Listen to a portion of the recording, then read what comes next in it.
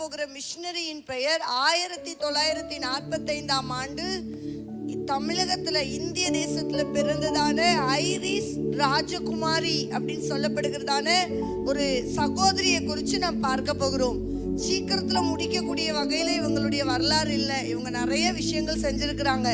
அதனால கொஞ்சம் கொஞ்சமா நம்ம பார்க்க போகிறோம். இந்திய தேசத்துல இவர் பிறந்தார். இந்திய தேசத்துல ஒரு நல்ல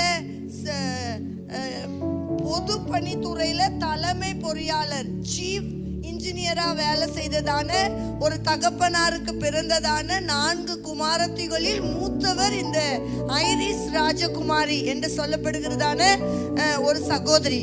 இவங்க பிறப்புல இருந்தே இவங்களுடைய பேச்சு, இவங்களுடைய செயல்பாடு எல்லாம் ஒரு ரொம்ப கர்வம் பிடிச்சவங்க மாதிரி, ரொம்ப கீழ்ப்படியாதவங்களா, எல்லாருமே அவங்கள ரொம்ப குற்றம் சாட்டுகிற விதத்துல அவங்களுடைய பேச்சு எல்லாம் ரொம்ப போல்டா இருக்குமா. அதனால இவங்க பயங்கரமா யாருக்கும் கீழ்ப்படியாதவா, இவ எதையுமே கேட்காதவா அப்படின்ட்டு இவங்களை குறிச்சு பேர் சொல்லப்பட்டுச்சு. அப்படிதான் இவங்க வளர்ந்தாங்க. ஆனா இவங்களுடைய வாலிப பருவத்து வரைக்கும் அவங்களுடைய பெற்றோர் அவங்க குடும்பத்துல ஆவிக்குரியவர்களா இருந்ததுனால, நல்லா ஜெபிக்கிறவங்க, எந்த நேரத்திலையும் யார் வந்து உதவி செய்ய கேட்டாலும் யாருடைய நன்மையான காரியங்களை செய்வதற்கு முயற்சி எடுக்கிறதுல இவங்களுடைய தகப்பனார் ரொம்ப முன்மாதிரியா இருப்பாராம். யார் வந்து இவங்க வீட்டுல வந்து ஹெல்ப்னு கேட்டாலும் கோவப்படாம அவங்களால முடிஞ்ச உதவிகளை அவங்க தகப்பனார் செய்தத இவங்க கண் கூட பார்த்ததுனால இவங்களுடைய பேச்சுல, இவங்களுடைய செயல்பாடுல யாரையும் மதிக்காதவங்க போல இருந்ததான இந்த ஐரிஸ் ராஜகுமாரி என்ற சகோதரியும் அவங்களுடைய தகப்பனாருடைய செயல்பாடு மூலமா தொடப்பட்டார்.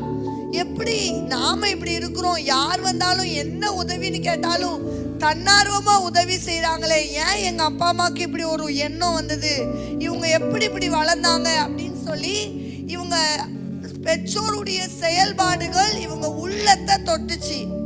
வாலிப பிரயாணத்துல இருந்த போது தன்னுடைய தகப்பனார் கிட்ட கொஞ்ச நேரம் செலவழிச்சு, உங்களுக்கு இப்படிப்பட்ட அன்பு எப்படி இருந்து வந்துச்சு, ஏன் இப்படி அன்புள்ளவரா இருக்கிறீங்க, யார் வந்தாலும் உதவி செய்றீங்க, உங்களால முடிஞ்ச உதவிகளை செய்கிறதுக்கு உங்களுக்கு எப்படி இப்படி தோணுது, ஏன் இப்படி மாற்றப்பட்டீங்க அப்படின்னு அவங்க கேட்கும் போது அவங்க தகப்பனார், என் பிள்ளைக்கு இவ்வளோ வருஷ காலம் அவங்க தகப்பனார் அவங்கள குறித்து எழுதப்பட்டிருக்கிற சுயசரிதையில இதை மென்ஷன் பண்ணியிருக்கிறார். என்னன்னா, கிட்டத்தட்ட 15 வருட காலமா என் பிள்ளைக்காக பேச்சு வச்சு அவன் போல்டா யாருக்கும் யாருக்கும் பணியாம எல்லார்கிட்டையும் ஸ்ட்ராங்கா பேசுறத குறை சொல்லிட்டு இருந்ததையே நான் கேட்டுட்டு இருந்தேன். அதனால நான் ரொம்ப என் பிள்ளைக்காக கண்ணீர் வடிச்சு ஜெபிச்சேன். என் ஜெபத்தை கேட்டு என் பிள்ளைகளுடைய இருதயத்துல ஒரு துளி மாற்றத்தை கொடுத்ததுக்கு நன்றின்னு 1 மாசம் இயேசுவோட சமூகத்துல இவங்க தகப்பனார் நன்றி செலுத்தி ஜெபித்தாராம். ஆனா அவங்க ஊழியத்துக்கு அர்ப்பணிச்சாங்களோ இல்லாட்டி அவங்க அப்பா விரும்பினபடி இரக்கமுள்ளவளா மாறினாங்கலாம் பார்க்கல. ஒரு நிமிஷம் நீங்க எப்படி இப்படி அன்பா எல்லார்கிட்டையும் நடந்துக்கிறீங்க அப்படின்னு இதுவரைக்கும் கேட்காத பிள்ளை திடீர்னு இவங்க அப்பா கிட்ட வந்து பேசின உடனே இவங்க அப்பா கிட்ட இப்படி அமைதியா வந்து நின்று கேட்ட அந்த ஒரு கேள்வி இவங்களுடைய ஜெபத்துல ஒரு பெரிய மாற்றத்தை தந்துச்சுன்னு இயேசுவோட சமூகத்துல நன்றி சொன்னாராம். இத இவங்க கண் முன்னாடி பார்த்தோன்னே, நான் ஒண்ணுமே உங்ககிட்ட கேட்கல, நான் நல்லா படிக்கிறேன், எனக்கு நிறைய வேலை இருக்கு, ஆனா இதுக்கு மத்தியில நீங்க இவ்வளவு அன்பா நேசிக்கிற மனுஷனா மாற காரணம் என்ன அப்படின்னு நான் கேட்டதே உங்களுக்கு இவ்வளவு சந்தோஷத்தை தருதாப்பா அப்படின்னு அந்த அம்மா கேட்டாங்களாம். அப்போ ஆமா, இதுதான் நல்ல சான்ஸ் அப்படின்னு சொல்லி உட்கார்ந்து அவங்களுக்கு அன்பா ஆண்டவரை பத்தி எடுத்து சொல்ல ஆரம்பிச்சாங்க. நான் இவ்வளவு அன்புள்ளவளா மாற காரணம், ஒன்றுமில்லாம இந்த இந்திய தேசத்துல நாம வாழ்ந்துட்டு இருக்கிற இந்த பகுதியில ஒரு வசதி வாய்ப்புகள் எதுவும் இல்லாம இருந்த எனக்கு நல்ல படிக்க வைக்கிற அளவுக்கு, என் பிள்ளைகளை வளர்த்து படிக்க வைக்கிற அளவுக்கு ஞானத்தை தந்தவர் இந்த ஆண்டவர் தான்.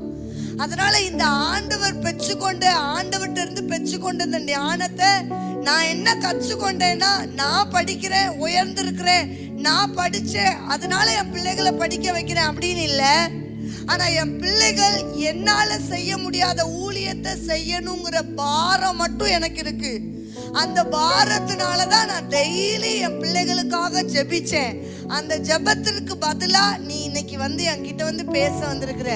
இந்த ஆண்டவர் எவ்வளோ நல்லவர், இத்தனை வருஷம் நான் ஜெபிச்சதுக்கு கர்த்தர் எனக்கு பதில் செய்துட்டார் அப்படிங்கிற அந்த சந்தோஷத்துல ஆண்டவருக்காக இவர் என்னென்னலாம் செய்ய நினைச்சாரோ, இவர் ஒரு சீஃப் இன்ஜினியர், நல்ல ஒரு பதவியில இருந்தவர். ஆனா ஊழியம் செய்கிறதற்கு ஏற்ற சூழல் இவருடைய வாழ்க்கையில இல்லாததுனால என்னென்ன பாரம்லாம் இவருக்குள்ள இருந்துச்சோ அதை எல்லாத்தையும் அந்த கொஞ்ச நேரம் அந்த பொண்ணு வந்து உட்கார்ந்து கேட்ட உடனே எல்லா மன விருப்பத்தையும் சொல்லிட்டார்.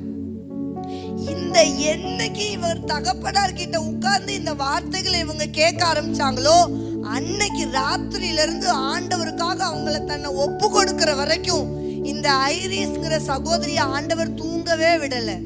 மனசுக்குள்ள ஒரு பெரிய பாரத்தை தந்துட்டார். எப்படி எங்க அப்பா இவ்வளோ வருத்தம் பாரம், என் ஆண்டவருக்காக நான் அதை செய்யணும் இதை செய்யணும் இப்படி ஆசையெல்லாம் கனவுகள் எல்லாம் இருதயத்துக்குள்ள வச்சுக்கிட்டு அதை நிறைவேற்ற முடியாம இத்தனை வருஷம் எப்படி எங்க அப்பா இருந்தாங்க.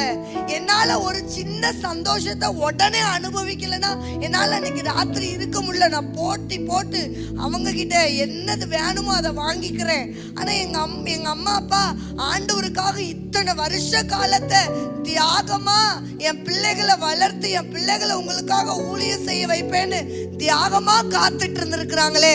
அப்போ அந்த காத்திருக்குதல், அந்த தியாகம், இந்த உணர்வுக்கு நான் மதிப்பளிப்பேன், நான் என்ன அர்ப்பணிப்பேன், என்ன ஆண்டுடைய வாழ்க்கைக்காக ஒப்பு கொடுத்து நான் ஆண்டவருக்காக ஊழியம் செய்வேன். எங்க அப்பா செய்ய முடியாதத, எங்க அம்மா செய்ய முடியாதத நான் என் வாழ்க்கையில செஞ்சு காட்டுவேன் ஆண்டவருக்காக அப்படின்னு என்னைக்கு தன் வாழ்க்கையில தன்னை ஆண்டவருக்கு ஒப்பு கொடுத்துட்டு ஜெபித்துட்டு இருந்தாங்களோ, அவங்க ஜெபித்த அன்னைக்கு ராத்திரி தான் அவங்களுக்கு ஆண்டவர் நிம்மதியான தூக்கத்தை தந்தார். இதுல இருந்து ஒரு மாற்றத்தை உணர்ந்துட்டாங்க இந்த ஐரிஸ்ங்கிற சகோதரி. நான் ஆண்டவருக்காக என்னை ஒப்பு கொடுத்துட்டேன், இனி என் வாழ்க்கை முடிகிற வரைக்கும் ஆண்டவர் தான் என் வாழ்க்கையில எல்லாம் அப்படின்னு தன் வாழ்க்கையில என்னென்ன திட்டம்லாம், அவங்க ஒரு பெரிய கனவு வச்சிருந்தாங்க. அவங்க ஒரு MBBS ஆகணும், ஒரு டாக்டரா அநேகருக்கு உதவி செஞ்சு அநேகருக்கு நல்ல ஒரு பதில் ஊழியம் செய்து ஆண்டவரை சொல்லுகிறத விட நான் நிறைய பணம் சம்பாரிச்சு நிறைய ஏழைகளுக்கு உதவி செய்யணும், இதுதான் அவங்களுடைய திட்டம், இதுதான் அவங்களுடைய விருப்பம். இப்படி வளர்ந்ததான இந்த ஐரிஸ்ங்கிற சகோதரிக்கு இந்த ராத்திரி தான் நிம்மதியான தூக்கத்தை ஆண்டவர் தந்தார். அப்படிங்கிறத பார்த்தோன்னே இவங்க யோசிக்கலாம், நாங்க இதுவரைக்கும் நான் பல திட்டங்களையும் கனவுகளையும் மனசுல வச்சிருக்கும் போதெல்லாம் இப்படிப்பட்ட அமைதியான சமாதானமான இறுதி எனக்கு இல்லை. இன்னைக்கு எப்படி இருக்கு, நான் என்ன செஞ்சேன் அப்படின்னு யோசிச்ச போது ஆண்டுடைய சமூகத்துல என்ன அர்ப்பணிச்சேன் அப்படின்னு ஆண்டவர் உணர்த்தினார். இன்னைக்கு ராத்திரி தானே ஆண்டுடைய சமூகத்துல நான் உங்களுக்காக ஊழியம் செய்வேன்னு ஒப்பு கொடுத்தேன். அதனால எனக்கு நிம்மதியான சமாதானமான இருதயத்தை தந்த அந்த ஆண்டவருக்கு வாழ்நாள் முழுவதும் என்னால முடிஞ்ச உதவிகளை செய்வேன் அப்படின்னு அர்ப்பணித்து அதுக்கு பிறகு அவங்க நிறைய படிக்க ஆரம்பிச்சாங்க. அதுக்கு முன்னாடி நிறைய படிக்கணும், நிறைய பணம் சம்பாதிக்கணும், இந்த எண்ணம் தான் அவங்களுக்கு இருந்தது. ஆனா இப்போ படிக்க ஆரம்பிச்ச பிறகு MBBS ஆகி நான் என்னுடைய மருத்துவ படிப்பு மூலமா அநேக நோயாளிகளுக்கு ஆண்டவரை சொல்லுகிறதற்காக நான் டாக்டர் ஆகணும் அப்படிங்கிற விருப்பத்தோடு படிக்க ஆரம்பிச்சாங்க. இப்படி படிக்க ஆரம்பிச்சு மெட்ராஸ் கீழ்ப்பாக்கம் மருத்துவ கல்லூரியில தான் அவங்க படிச்சாங்களாம். MBBSல கோல்டு மெடலிஸ்டா முடிச்சு கடந்து வந்தாங்களாம்.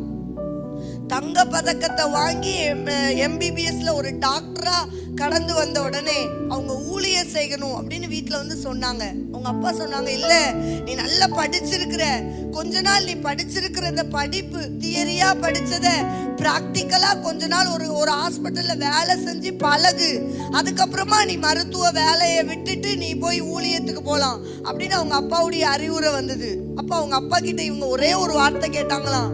கொஞ்சம் வருஷத்துக்கு முன்னாடி இதே தகப்பனார் நீங்க தான் சொன்னீங்க, நான் செஞ்சிட்டு இருந்த வேலையை நிமித்தம் நான் ஆண்டவருக்காக ஊழியம் செய்ய முடியலன்னு சொல்லிட்டு உங்க வருத்தத்தை என்கிட்ட சொன்னீங்க. இன்னைக்கு என்ன நீங்க வேலைக்கு போக சொன்னா என்ன அர்த்தம்? நான் வேலைக்கு போக மாட்டேன், நான் ஆண்டவருக்காக ஊழியம் செய்வேன் அப்படின்னு அவங்க சுற்றி இருக்கிற அந்த சென்னை பட்டணத்துக்குள்ளேயே சின்ன சின்ன சேரிகளுக்குள்ள இருக்கிற ஒரு அடிப்படை வசதியும் இல்லாத இருக்கிற ஜனத்தை தேடி தேடி போய் இவங்க மருத்துவ உதவிகளை செஞ்சிட்டு இருந்தாங்க. இவங்க நல்ல சம்பாதிக்கிற நல்ல குடும்பத்துல, செழிப்பு மிக்க குடும்பத்துல இருந்ததுனால தன்னார்வமா இவங்க சொந்த பணத்தை செலவழித்து பல கிராம மக்களுக்கு இவங்க உதவியா இருந்துட்டு இருந்தாங்க. அப்பதான் அப்படி வாலிப பிரயாயத்துல நல்ல ஒரு ஊழியம் செய்துட்டு இருக்கிற ஒரு டாக்டர் அப்படின்னு இவங்களை குறிச்சு தெரிஞ்ச உடனே IMS ஊழிய மிஷனரிகள் இவங்களை தேடி வந்தாங்க. IMS ஊழிய மிஷனரிகள் வந்து ஒரிசா பகுதியில ஒரு போண்டா அப்படின்னு சொல்லப்படுகிறதான ஒரு மக்கள், ஒரு குடியின மக்கள், இவங்களுக்கு அடிப்படை வசதியே இல்லை, நிறைய வியாதியஸ்தர்கள் இருக்கிறாங்க. ஒரிசா பகுதிக்கு நீங்க கடந்து வந்து உங்க ஊழியத்தை செய்யணும், உங்களை அழைக்கிறோம், நாங்க உங்களுக்கு பின்புலமா நல்ல உதவி செய்யறோம், IMS ஊழியத்தின் மூலமா உங்களுக்கு நிறைய ஊழிய உதவிகளை செய்யறோம், ஆனா எங்களுக்கு டாக்டர் பதவி மருத்துவ படிப்போடு இணைஞ்சி ஊழியம் செய்கிற ஒரு ஊழியக்காரர் தேவை அப்படின்னு அவங்க வந்து சொன்ன உடனே இவங்க உடனே அர்ப்பணிக்க மனசு வரல. ஜோம் பண்ணாங்க. ஒரிசா பகுதி அந்த நாட்கள்ல அடிப்படை வசதியே இல்லாத ஒரு பகுதி, தண்ணி சுகாதாரமான தண்ணியே கிடைக்காதான். அப்படிப்பட்ட நாட்கள்ல 1973ஆம் ஆண்டு இவங்க தன்னை ஊழியத்திற்கென்று அர்ப்பணித்து ஊழியம் செய்ய அர்ப்பணிக்க காலம் வந்தபோது அவங்க IMS மிஷனரிகள் வந்து இவங்களை ரொம்ப ஃபோர்ஸ் பண்ணாங்க, வாங்க எங்களுக்காக ஊழியம் செய்யுங்க அப்படின்னு ரொம்ப கேட்டுக்கொண்டாங்க. ஆனா உடனே அர்ப்பணிக்காததுனால ரொம்ப வேலை செய்கிறதுல, இந்த சின்ன சின்ன கிராமத்து ஜனங்களை தேடி தேடி உதவி செய்கிறதுல தான் இவங்க ஆர்வம் காட்டினாங்க. அப்போ ஒரு நாள் அவங்க கூட ஆண்டவர் ஒரு IMS மிஷனரி ஒருத்தருடைய வாழ்க்கை சரிதையை படிக்க நேர்ந்தது ஒரு புத்தகத்தின் மூலமா. அப்படி படிக்கும் போது அந்த வாழ்க்கை சரிதையில அந்த மிஷனரி IMS மிஷனரி சொல்லியிருந்தாங்க, நான் இந்த ஒரிசா பகுதிக்கு கடந்து வந்தேன், இங்க அடிப்படை வசதி எதுவுமே இல்லதான், நான் கிட்டத்தட்ட 3 நாட்கள் தண்ணி, நல்ல சுகாதாரமான தண்ணி கிடைக்காததுனால தண்ணி குடிக்காம நான் 3 நாட்களை கழித்து வந்தேன். இந்த ஒரிசா பகுதி அவ்வளோ மோசமா இருந்துச்சு, ஆனா ஆண்டவருக்காக அர்ப்பணித்தேன் அப்படிங்கிற ஒரே காரணத்துக்காக இதெல்லாம் சாதாரணமா எண்ணி இதெல்லாம் மனசுல ஒரு பெரிய பிரச்சனையா நினைக்காம ஆண்டுடைய ஊழியத்தை மட்டும் கவனத்துல கொண்டிருந்தேன். இன்னைக்கு நான் இருக்கிற இந்த ஒரிசா பகுதியில ஒரு பெரிய ஆசீர்வாதமான சுகாதாரமான பகுதியா மாற்ற கர்த்தர் கிருபை செய்தார் அப்படின்னு அந்த சுயசரிதையில எழுதப்பட்டிருந்துச்சு.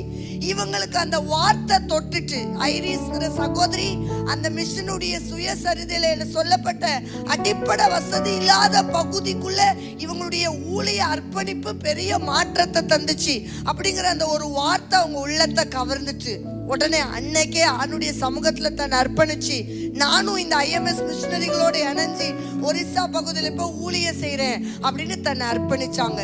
அன்னைக்கு அர்ப்பணிச்ச உடனே ஆண்டவர் அவர்களை நேர்த்தியான பாதையில நடத்தி நல்ல சுயமா அவங்களுடைய சொந்த பணத்தை செலவழித்து நிறைய ஊழியத்தை செய்ய கர்த்தர் உதவி செய்தார். அவங்க என்ன ஊழியம் செஞ்சாங்க, ஒரிசால என்ன காரியம் செய்தாங்க, என்ன மாற்றத்தை ஏற்படுத்தினாங்க அப்படின்னு வரப்போற வாரத்துல பார்ப்போம்.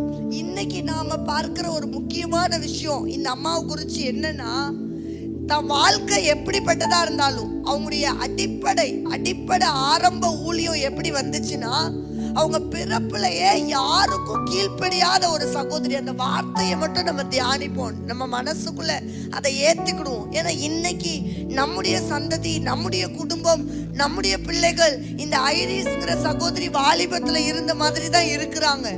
ஆனா ஒரு ராத்திரி அவங்களோட உள்ளத்துல கர்த்தர் பேசினார். அந்த ஒரு ராத்திரியில ஆண்டவர் தன்னை அழைக்கிறாருங்கிற உணர்வை தன்னுடைய தகப்பனாருடைய பாரம் நிறைஞ்ச வார்த்தையின் மூலமா உணர்ந்து கொண்டாங்க. இன்னைக்கு மருத்துவ துறையில இல்ல, ஒரு ஏழை குடும்பங்களுக்கு உதவி செய்கிற ஒரு தாயாய் இந்த ஐரிஸ் ராஜகுமாரி என்கிற இந்த சகோதரி காணப்படுறாங்க. இன்னைக்கு இப்படி ஒரு மாற்றத்தை அந்த சகோதரியுடைய வாழ்க்கையில ஏற்படுத்த ஒரு முக்கிய காரணம் என்னன்னு நான் நினைக்கிறேன்னா, அவங்களுடைய அப்பா அம்மா 15-18 வருஷமா அழுது ஜெபித்துட்டு இருந்த அவங்களுடைய கண்ணீரை கர்த்தர் ஒரு ராத்திரி கண்டார். இன்னைக்கு நாம டெய்லி சொல்லிட்டேன், இனி இவன்ட்ட போராடவே முடியாது, இனிமே இவன்ட்ட பேசவே முடியாது, இவனுக்கு சாப்பாடே செஞ்சு கொடுக்க மாட்டேன், இப்படிப்பட்ட தீர்மானம் தான் எடுக்கிறோம்.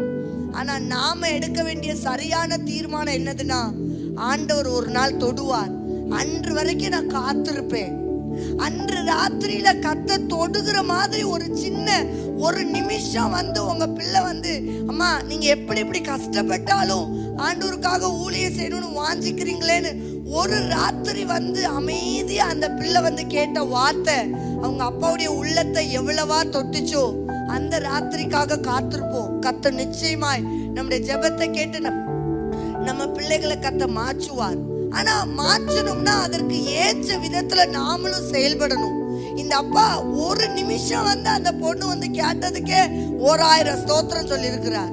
இன்னைக்கு நாம நடக்காத விஷயத்தை மட்டும்தான் நம்ம இருதயத்துக்குள்ள சிந்தனைக்குள்ள சேர்த்து கவலைப்பட்டு கொண்டிருக்கிறோம். ஆனா நடக்காத விஷயத்தை நடத்தி முடிக்கிறதுக்கு கர்த்தர் நம்ம கரத்திலேயே திறமைகளை கொடுத்திருக்கிறார். அதுல ஒரு திறமை தேவ சமூகத்துல தம் பிள்ளைகளுக்காக ஜெபிக்கிற ஜெபத்தை விடாமல், ஒரு நிமிஷம் கூட விடாமல் தேவ சமூகத்துல ஜெபிப்போ. இந்த ஐரிஸ் ராஜகுமாரி என்கிற சகோதரியுடைய தகப்பனார் நமக்கு ஒரு மாதிரி. இன்னைக்கு அநேகருக்கு தாய் போல இந்த அம்மா எழும்புகிறதுக்கு ஒரு நிமிஷம் விடாம அவங்க அப்பா ஜெபித்ததும் அவங்க தகப்பனுடைய பாரமும் காரணமா இருந்துச்சு. எதை குறிச்சோ பாரப்படுறீங்க. நான் எதை குறிச்சு எவ்வளவு பணத்தை செலவழிச்சு உன்னை படிக்க வைக்கிறேன் அப்படின்னு உங்க செலவினங்களையும் உங்க பொருளாதாரத்தையும் பிள்ளைகளுக்கு காண்பிக்க நினைக்கிறீங்க. ஆனா நான் ஆண்டவருக்காக ஊழியம் செய்ய ஆசைப்படுறேன், நான் ஆண்டவருக்காக வாழ்க்கையை அர்ப்பணிக்க ஆசைப்படுறேன்னு உங்க இருதயத்தின் நினைவை உங்க பிள்ளைகளுக்கு வெளிப்படுத்தி காட்டினா கர்த்தர் ராஜகுமாரிய போல நம்ம பிள்ளைகளையும் மாற்றுவார். கர்த்தர் தாமே இந்த வார்த்தையை ஆசீர்வதிப்பாராக. ஆமென்.